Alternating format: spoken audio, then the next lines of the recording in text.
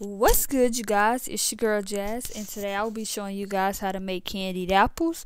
Make sure you connect with me on all my social medias for more content that will be uploaded, and let's get right into the video. First, you want to start by unraveling all your Jolly Ranchers and placing them onto a plate.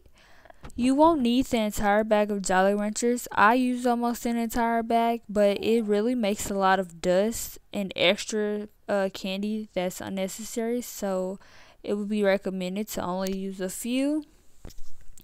Once I do that, I went ahead and cleaned up my mess, and I went ahead and start placing them into the blender. You're going to constantly see me pulling out the blender, shaking it. That's just to make sure there's no hard or extra pieces of candy that wasn't crushed inside the blender. Once you do that, you're going to go ahead and take it out, shake it up, and pour it onto a plate.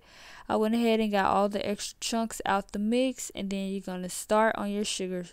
So here I'm just taking out the clumps of sugar and placing it into a pot. I'm adding corn syrup and water, and then I'm gonna mix it until it's kind of like a loose substance, and then I went ahead and added my white food coloring in, and I'm gonna stir that until it loosens up even more. And then here I'm gonna place a thermometer into the pot because you don't want it to go past 300 degrees.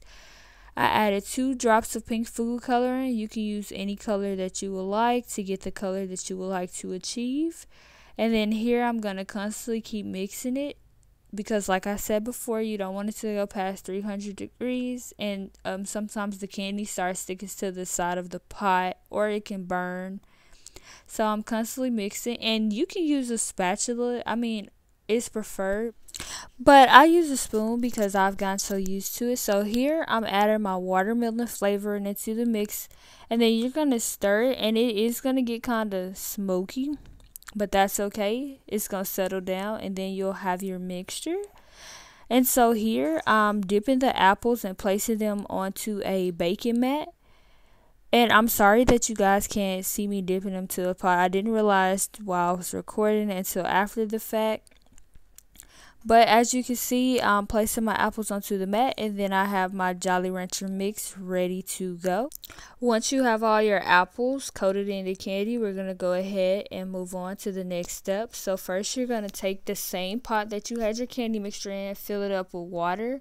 So here, technically, you're not supposed to do what I did. It's kind of dangerous because the candy is still kind of hot and the water is boiling.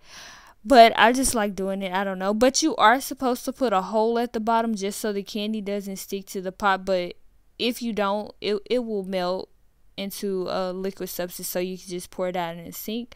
So here you guys are going to see me dipping the apples over the steam just to get them sticky so that I could dip them inside the Jolly Rancher mix and make sure that they're fully covered. I honestly didn't dip all of them into the Jolly Rancher mix, and then some of them I only half dipped, which is okay. It's your preference. So as you can see, I'm constantly sticking some of my apples over the steam, which is as kind of a process, dipping them into the mix. So once you get done with that, then you will have your finished product. So once you go ahead and finish dipping your apples, you want to go ahead and get a plate or a tray so we can start laying our apples out. And then you want to have some extra candy. Like me, I use octopuses, trolleys, and Jolly Ranchers, and then you're finished. Thank you guys for watching my YouTube channel. Please like, comment, and subscribe, and hit that notification bell.